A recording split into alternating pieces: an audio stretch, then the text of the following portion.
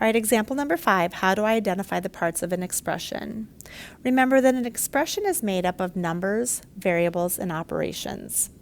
And so when we talk about terms in an expression, the terms represent all of the parts, or all of the these numbers here. So all of these right here, and I'm circling the operations because they're going to be kind of important there. So the terms here, because I have a negative there, I have to have a negative 11.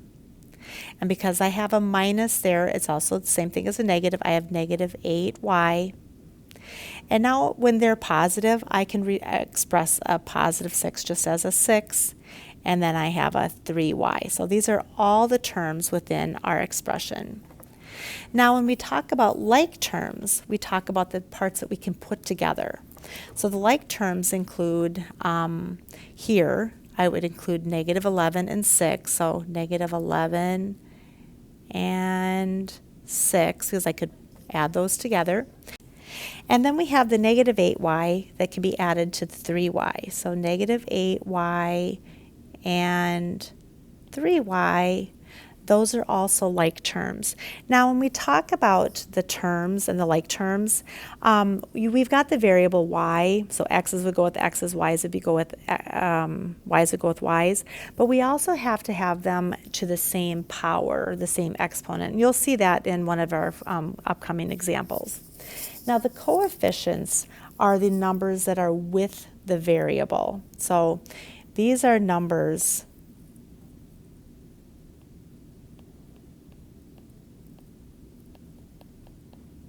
with the variable. So when we talk about that, we would talk about this negative 8, and we would talk about this 3. And it doesn't include the variable though. So a lot of people get that mixed up. So the coefficients are the numbers with the variable, which would include the negative 8 and the 3. And the constant terms are the numbers without the variables. So numbers without.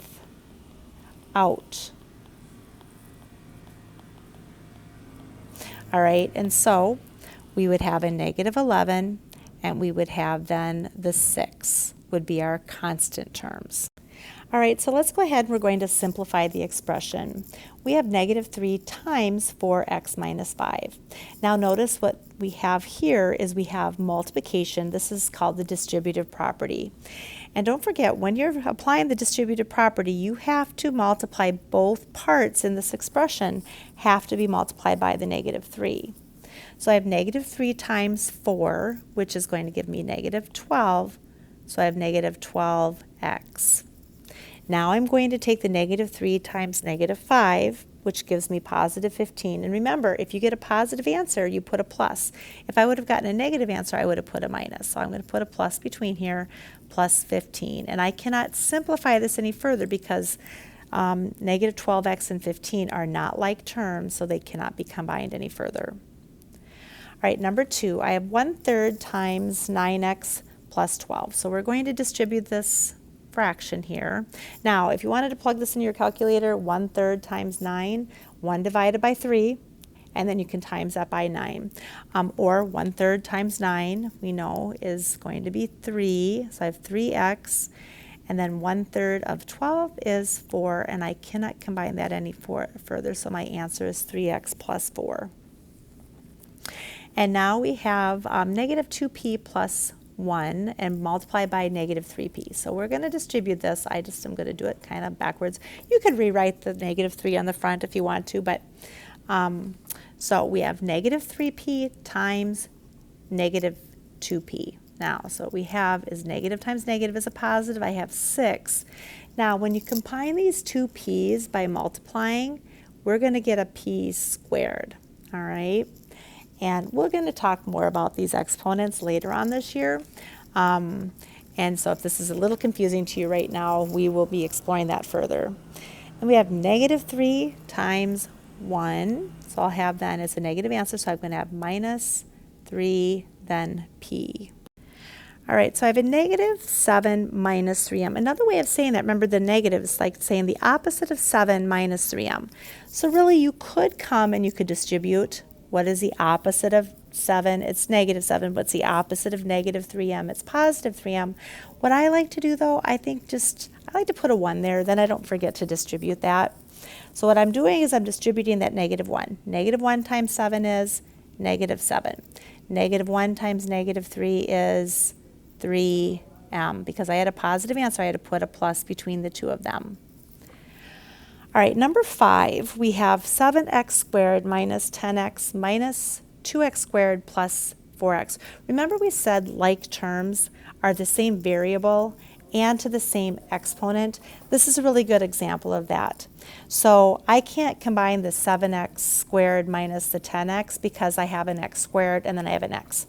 So I'm going to come and I'm going to combine my 7x squared.